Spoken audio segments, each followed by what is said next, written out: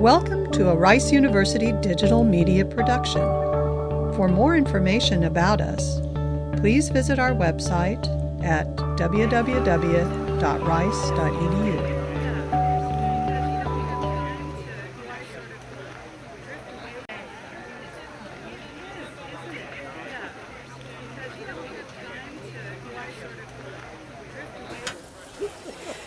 Good afternoon, everybody. Welcome. I'm so glad to see all of you here. Unfortunately, our recent period of low humidity and comfortable temperatures seems to be a thing of the past, and the weather has now turned nostalgic for all of you alums who come from temperate climes. I think our lovely shaded gardens here and the fountains are going to provide some relief, and we do have water in carafes over there. Feel free to get up at any time and go over and serve yourself water. I am Susan McIntosh, the director of Scientia, and the Centennial has provided us with the rationale for our theme, the power of ideas, because ideas and the various processes of inventing, developing, critiquing, testing, transforming, rebutting, and implementing them are the very heart and soul of our university. We've asked each speaker to focus on an idea that has powerfully influenced and engaged them. It need not be related to their research, and to speak about it for 5 minutes without PowerPoint for visual backup. So this is a challenging format that calls on the classic art of rhetoric and the modern skill of the elevator pitch. I am indebted to each of our 6 exceptional speakers for accepting this challenge today. I know we're all keen to hear what they have to say, so without any further ado, and in keeping with the brevity of today's presentation, I will not have extensive introductions for each speaker. Let us begin. There's not going to be any question and answer period, but we hope that you'll stay and mingle at the reception afterwards. Share your thoughts with your fellow colleagues and with the speakers. So our first speaker today is Professor Jack Zamito, John Anthony Weir Professor of History, speaking on Mount Fuji and me.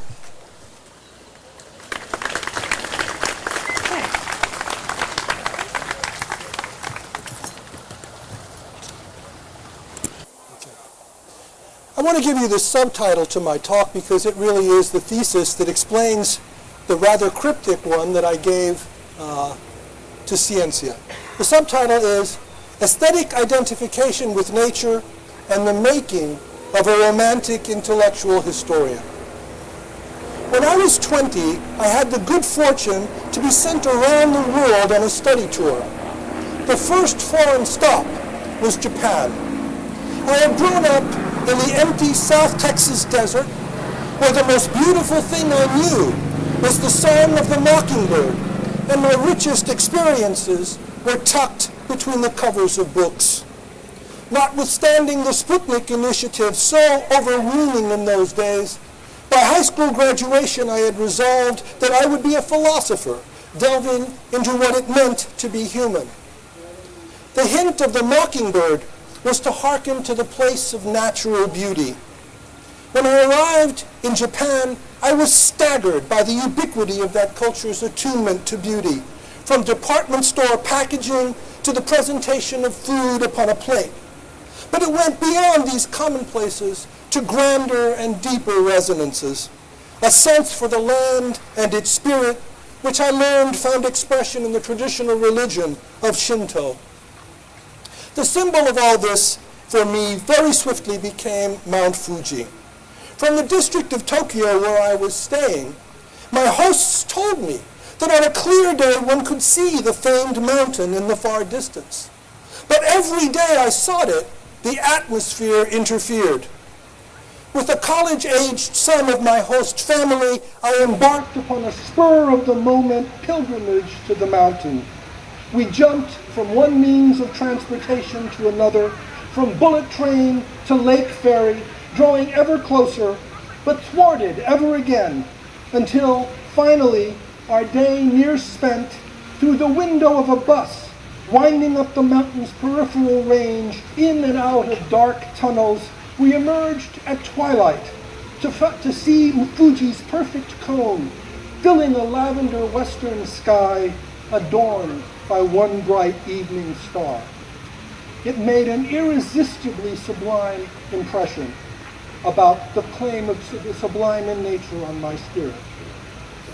Back in Tokyo, a short time later, I visited the Ueno Museum of Asian Art and found my impression confirmed and deepened by the genre of fused Zen Taoist mountain water landscapes expressing the absorption of man into nature.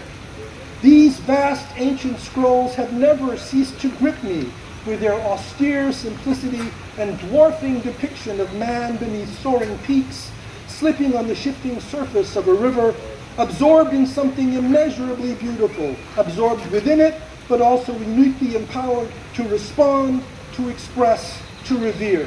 The upshot of all this was a lifelong conviction about the place of man in nature and its sublime philosophical import. When I came home, I immersed myself in the romantic Western concomitant of my epiphanic moments in Japan.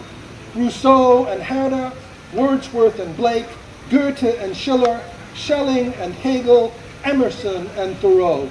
These were the thinkers and writers who prepossessed me. And there was a late romantic who seemed to me to have shared my intuition and phrased it in immortal verse.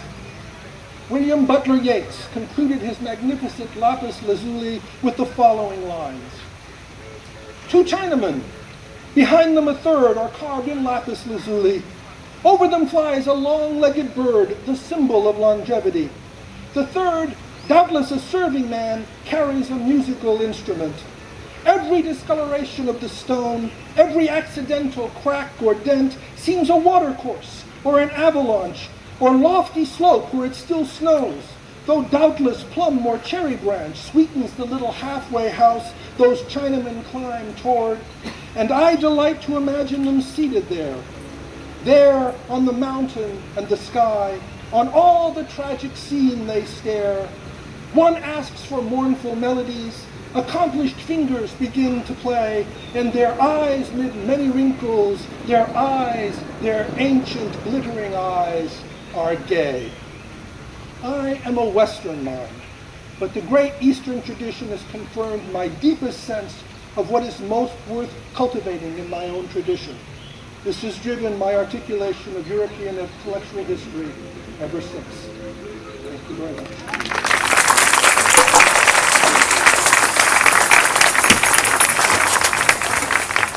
Thank you very much, Jack. Our next speaker is Bob Curl, Robert F. Curl, Kenneth S. Pitzer Schlumberger Professor of Natural Sciences Emeritus and University Professor Emeritus, speaking on I Didn't Do This by Myself.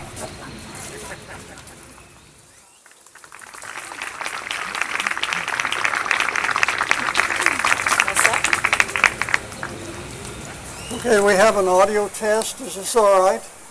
Okay. None of us is an island.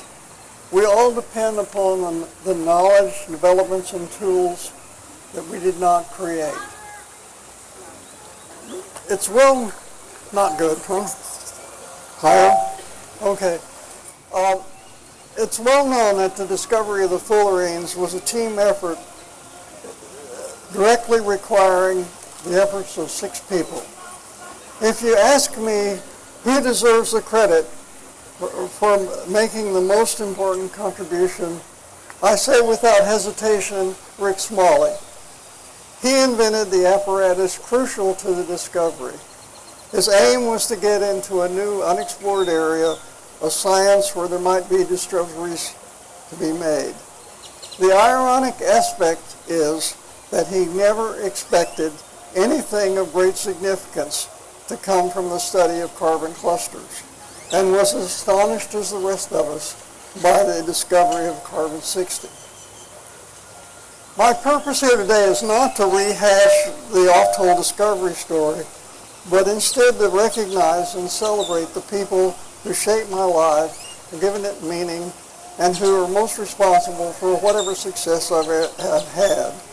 I have to start with my father, He was born in 1897 of a poor family in Alabama. When he was age 16, he felt a calling to become a minister. It took some time to get to that because when the family had fallen a bit on hard times, he came to Texas with his mother, his ill sister, an elder sister, and two younger siblings, a son, a brother, and a sister. After his mother died, he moved and he got his two younger siblings settled.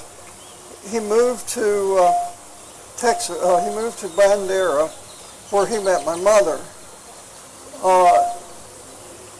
His progress was quite slow. He didn't get a license to preach from a Methodist church until he was 24. He got his bachelor's degree from SMU when he was 34. However, he is one of those people who always developed more and more. He had an innate ability to continue to grow. He constantly read both history and current events. Born and steeped into a racist society, he became utterly without prejudice. After this very slow start, he rose to become the leader of the Methodist Church nationally.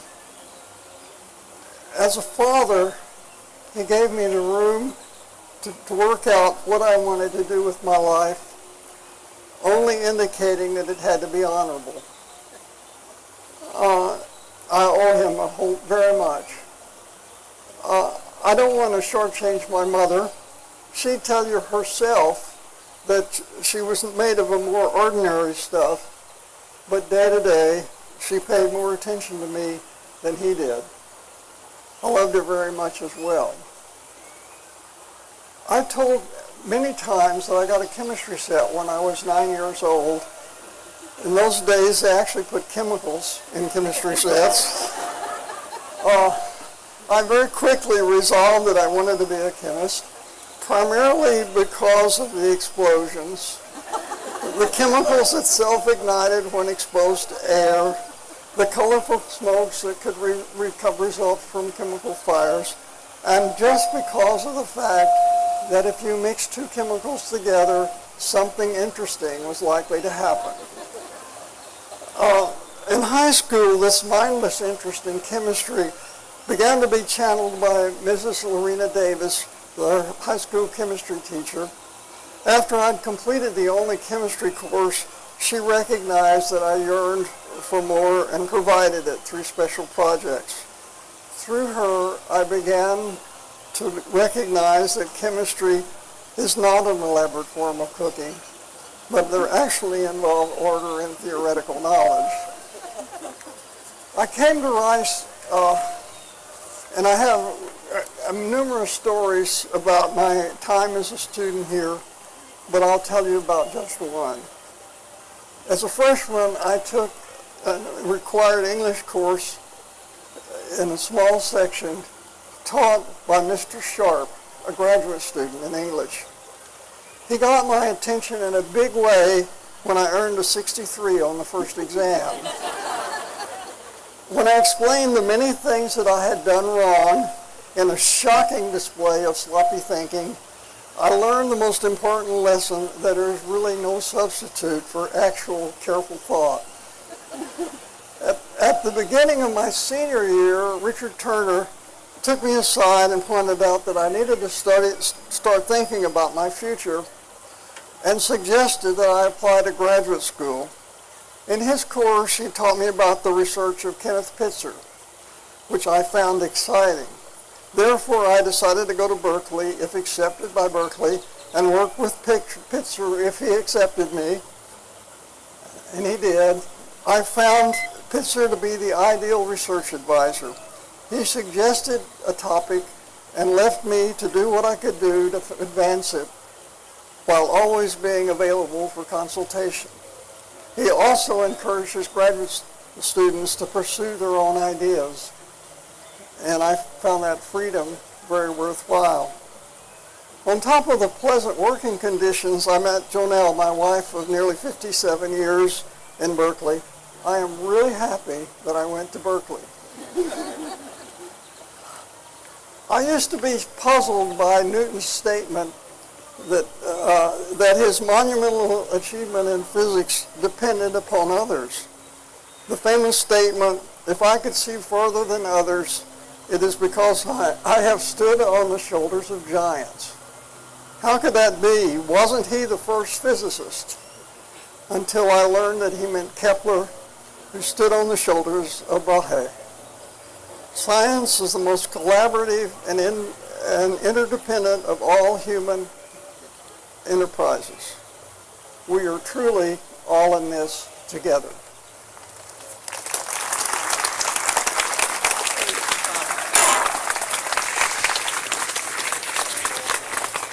Thank you so much, Bob. Our next speaker is Elizabeth Long, Professor of Sociology and Department Chair of Sociology, speaking on, I hope I'm saying this right, local is to global, as David is to Goliath. Okay, all right. I should really call this What I Did Last Summer because it's an account of a trip that I was able to make partly due to Rice University's wonderful speaker series and to colleagues in the Cultures of Energy group, one of whom is sitting right here. Last fall, science writer Sandra Steingraber, author of the famous book Living Downstream, which explores the links between pollution and cancer, came to talk at Rice.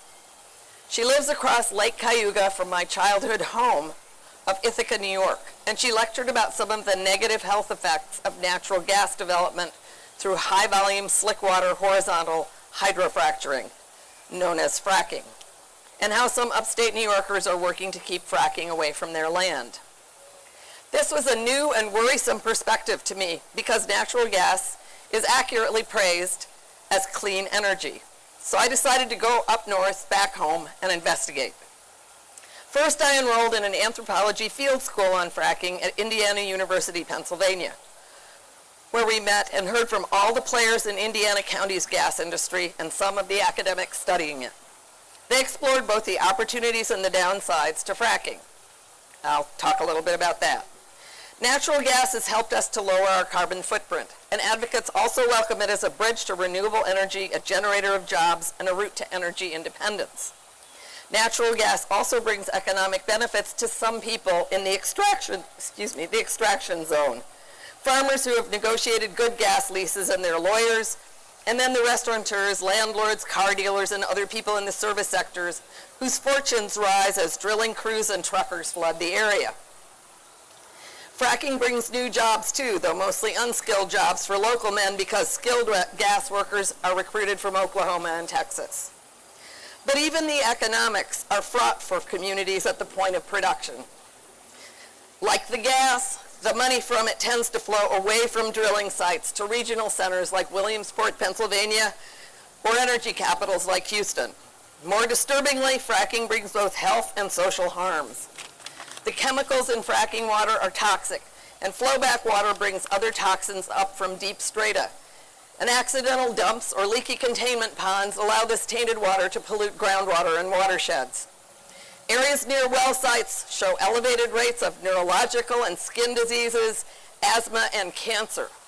Livestock kills are not uncommon.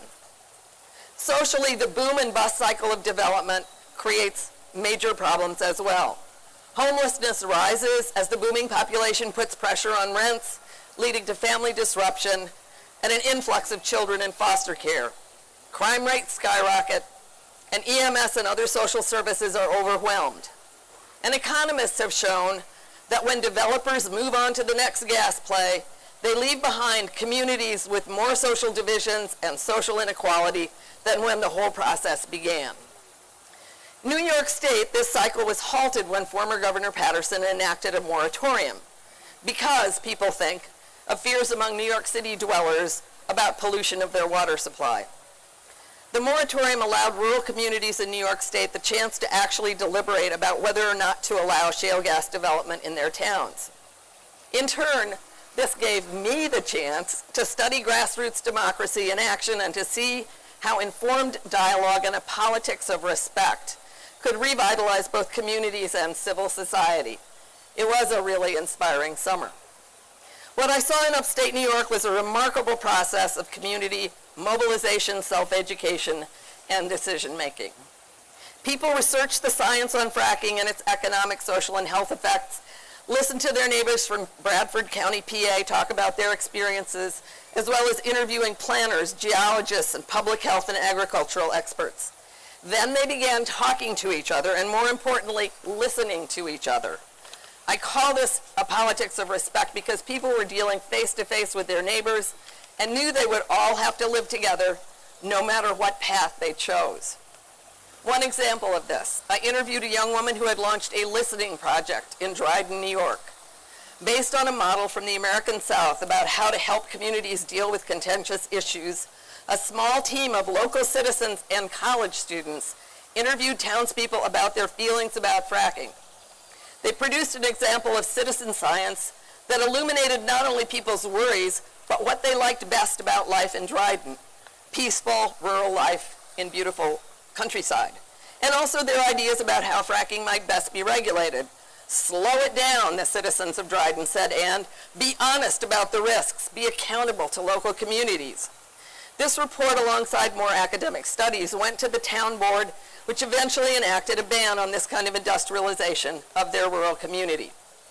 Next door in the town of Caroline, residents engaged in a petition drive that reached 2/3 of the township's citizens and elected a new board that just last month also enacted a fracking ban. They chose this path not only because of fracking's dangers, but because it's a form of economic development that they do not want. Over and over again in the Finger Lakes region, people would point out to me not only the health and pollution issues related to fracking, but the threat it posed to a way of life that many hold dear. Echoing science on this issue, they asked what would become of the organic farms and dairies, the wineries, or tourism, the economic drivers that sustain this region and its people. These local bans and moratoria on Marcellus shale gas development may not survive laws that allow state supersession of community desires, but they've already accomplished a great deal. The deliberative process has strengthened social bonds. People know each other now not only as neighbors, but also as citizens. This contributes to community resilience, crucial no matter whether fracking comes to upstate New York or not. Moreover, in articulating their values, these rural Americans are raising their voices in a thoughtful discussion of how our country should go forward and what choices we might make around energy and lifestyle. How do we balance the harms and benefits of increasingly intensive fossil fuel development or of equally intensive consumerism? How can we make fracking safer for our communities? This discussion is an important one, not the least because shale gas plays underneath about half of the states of the Union, and it looks as if fracking may be with our communities for a very long time. Thank you.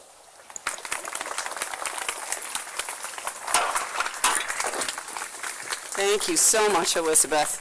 Our next speaker is John B. Boles, the William P. Hobby Professor of History and editor of the Journal of Southern History, speaking on getting to know President Lovett.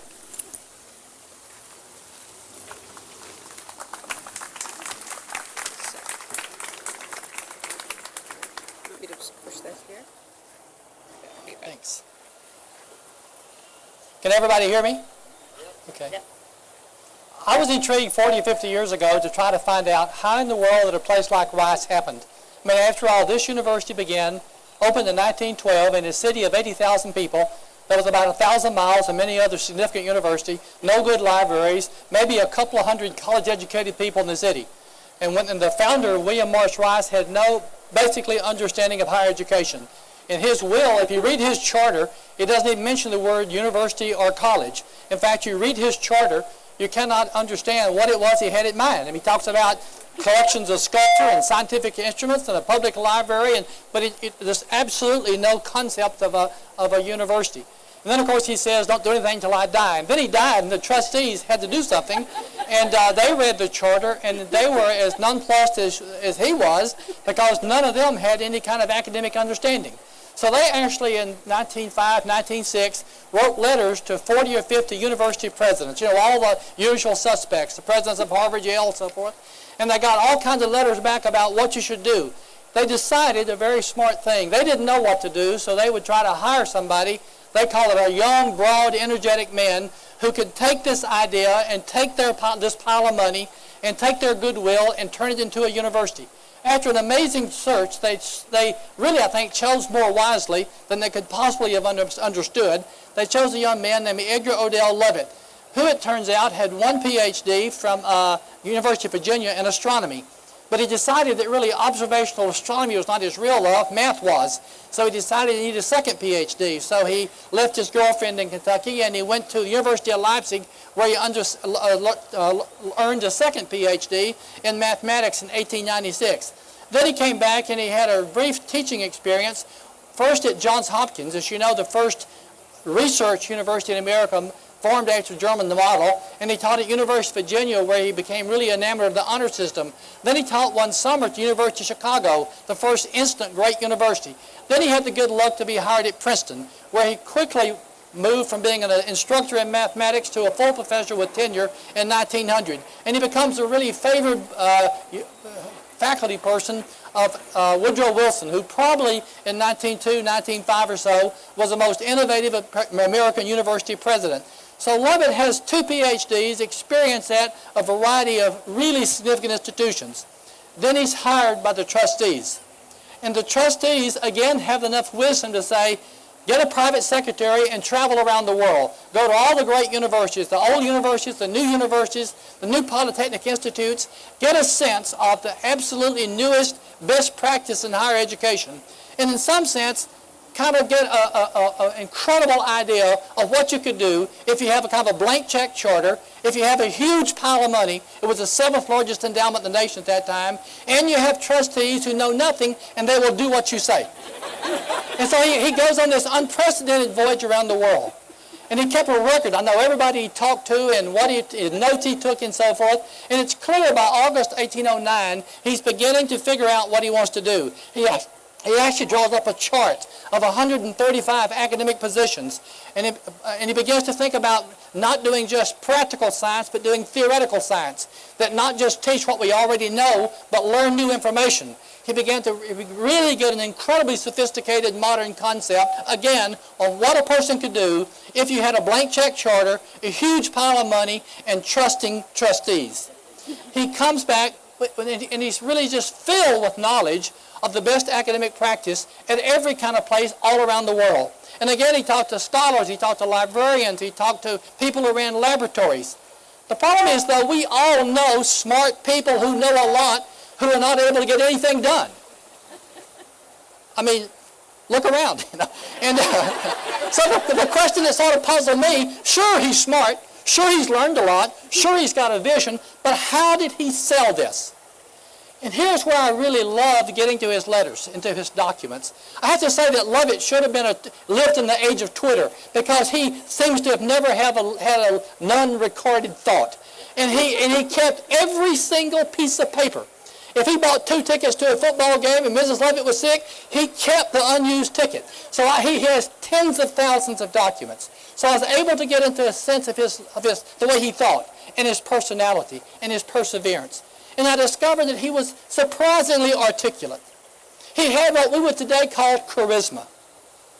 He was a sort of a natural leader of people. People simply trusted him. He also was amazingly persistent.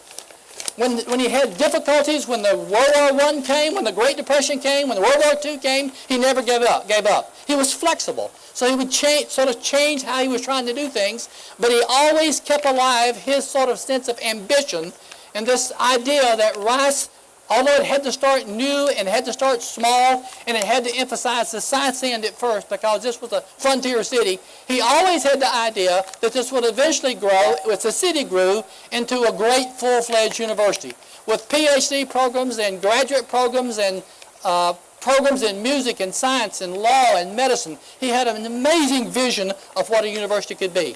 He sold that to the trustees. He sold that to the faculty he attracted. And he was able at the very beginning to attract faculty, to persuade people from the best universities in the world to give up their tenured positions and come to a new institution in a tiny city that didn't really have a campus in Houston. He did all that. I mean, he made all the difference in the world. His ideas, his persistence, his charisma, his leadership, he's the reason Rice University is Rice University. William Marsh Rice gave the money. Lovett gave all the ideas and the vision and pushed it through for 34 years. Thanks. Really, thank you. Thank you so much, John. Our next speaker, Rebecca Richards-Kortum, Stanley C. Moore Professor of Bioengineering and Chair of the Department of Bioengineering on Learning to Swim.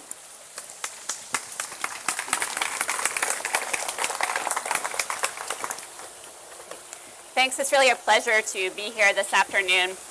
Recently, I heard an interview with a social entrepreneur who was interested in providing people in the developing world with access to clean water.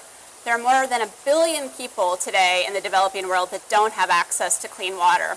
And the interviewer asked him if he thought it was possible to do this in his lifetime. He said, imagine if we found today a cure for AIDS, but 100 years from now, there were still 3 million people every year that died of AIDS. That would be unimaginable. But we've known for 100 years how to make water safe in developing countries, and we still haven't solved this problem. It's a failure of our imagination if we can't get this done. Sadly, though, we don't have to look very far to see the evidence of failures of imagination like this. Robert Koch received the Nobel Prize in 1905 for discovering the bacterium that causes tuberculosis. 50 years later, Selman Waxman received the Nobel Prize for discovering drugs that cure TB. And today, we can produce a curative dose of those drugs for only $10. Yet 1.7 million people every year still die of tuberculosis, most in Africa. In 1902, Sir Ronald Ross received the Nobel Prize for discovering that mosquitoes transmit malaria. Today, 110 years later, there are still 650,000 people every year that die of malaria, most in Africa, most children under the age of 5. This is what happens if we don't translate the results of excellent research into innovations that reach people everywhere across the world. How do we cross this huge translation gap?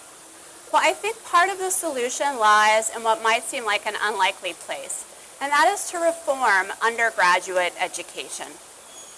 I think that all too often we give students the knowledge that they need to solve problems, but we don't give them the skills to put that knowledge into practice. And I think this dilemma is really captured by a wonderful Haitian saying, which is you don't learn to swim in the library, you learn to swim in the river. Our students need to learn not just in the library, they need to have opportunities to put their ideas into practice. 5 years ago at Rice, we started a program that was built around this idea. Rice's minor in global health technology is a problem-oriented curriculum that brings together multidisciplinary teams of students to solve problems that come from nurses and physicians who are working in the developing world. We've learned that when our students are challenged by real problems, they exceed even our wildest expectations. I want to give you one example. In 2009, we tasked a senior team with designing a solution to the leading cause of death for premature infants. Over half of premature babies struggle to breathe because their lungs are immature. In the developed world, we treat this very easily using a technology called CPAP. But at $6,000, CPAP machines are too expensive for most developing world hospitals. This challenge was identified by physicians in Malawi, where 18% of babies are born prematurely. Our team of students worked together with pediatricians in Malawi and at Texas Children's Hospital, and they developed a $160 bubble CPAP device that delivered the same therapeutic performance as the devices that are used today at Texas Children's Hospital. One of the students on this team, Jocelyn Brown, took a staff position with us after she graduated from Rice. She refined the device based on feedback from our clinical collaborators. And as a result of her work, we got a grant to carry out a clinical trial of this device in Malawi. Jocelyn has lived for the last year in Malawi, where she's been participating in this clinical trial. And what she found is that with the standard care that's available, only 25% of babies with respiratory illness survive in Malawi. Using her device, the survival rate has been increased to 63%.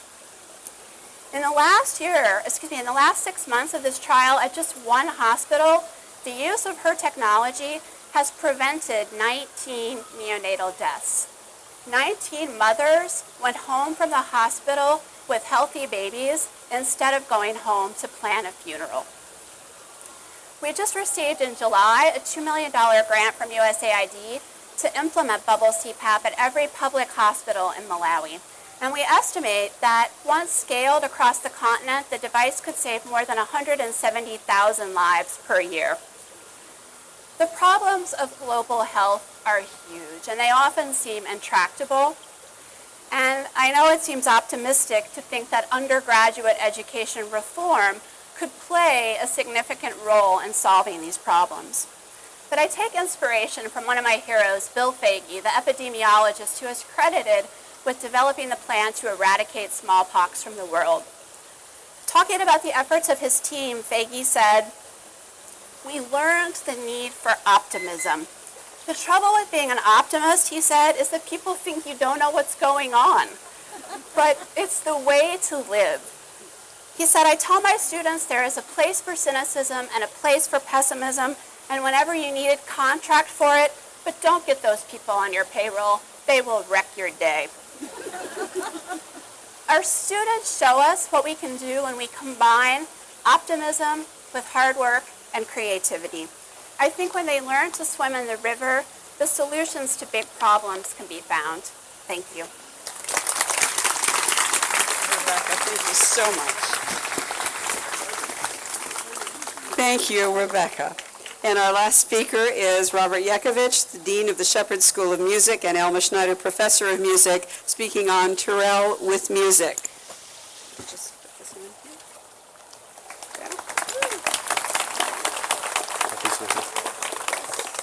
Thank you, Susan. Technology and the arts have gone hand in hand for centuries.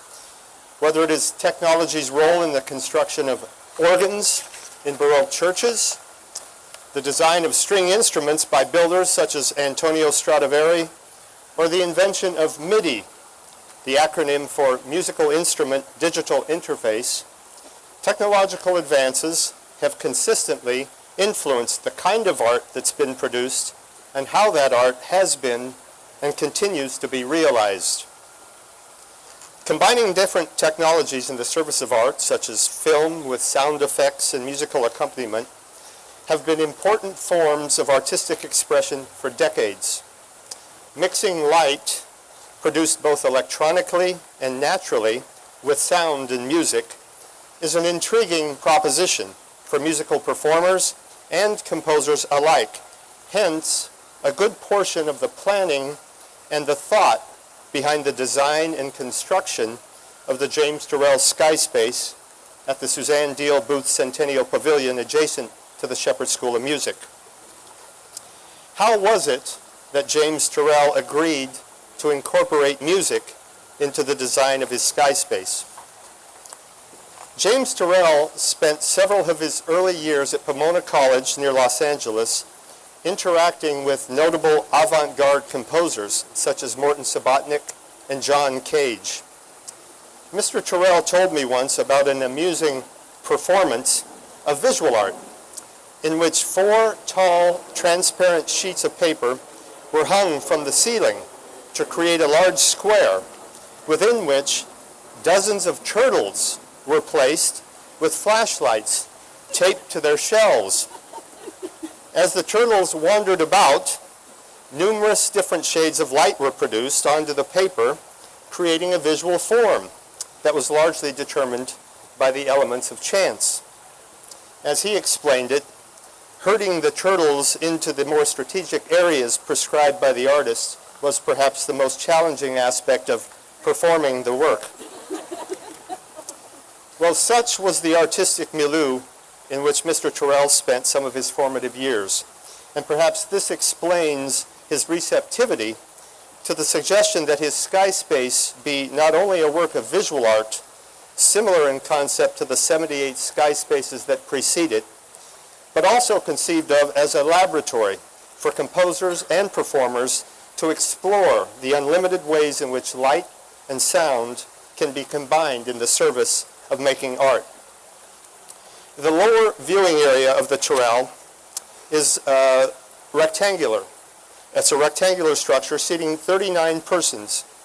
The walls are subtly sloped, creating a 1% grade from the bottom to the top, and this was done to minimize unwanted frequency response problems and maximize the clarity of sound produced in the space, either acoustically or electronically. The sky space is also the first in the world to have an integrated audio system. Kurt Stallman, the director of Rice's Electronic Music Lab and a composer in the Shepherd School of Music, describes it this way. The 14 loudspeakers recessed into the plastered walls of the lower viewing area and completely hidden from view are accessed through a comprehensive digital and audio control system. Features include multiple inputs from analog and digital sources, Ethernet audio access to the entire speaker system via a laptop computer, and wireless control of mixer settings and levels via iPad software. In addition to fixed media works, the sound system also lends itself to the practice of live audio diffusion by sound projectionists.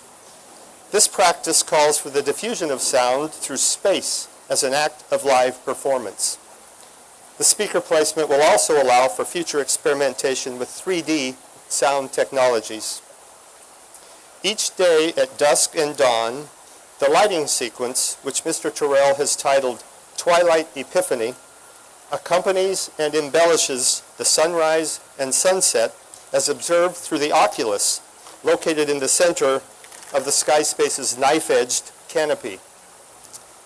In addition to Twilight Epiphany, the lighting sequence, which is not accompanied by music or sounds made for that purpose, it's only the naturally occurring sounds like we have today that accompany it, Mr. Turrell has agreed to fashion special lighting sequences for the space so that our composers and performers can create site-specific works that combine light and sound.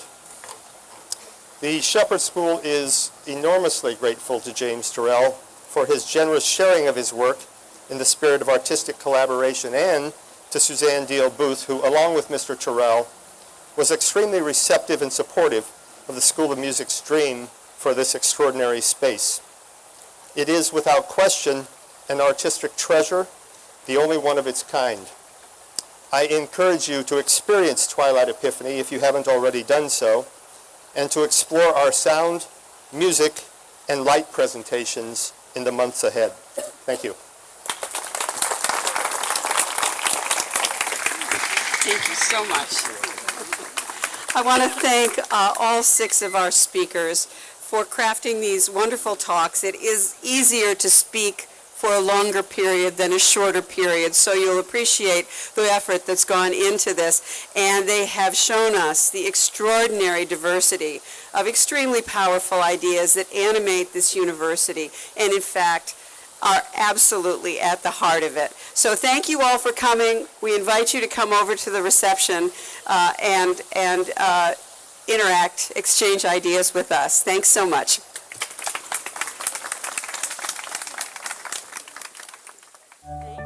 This program is protected by copyright and may not be redistributed in whole or in part without the express written consent of Rice University Digital Media Services.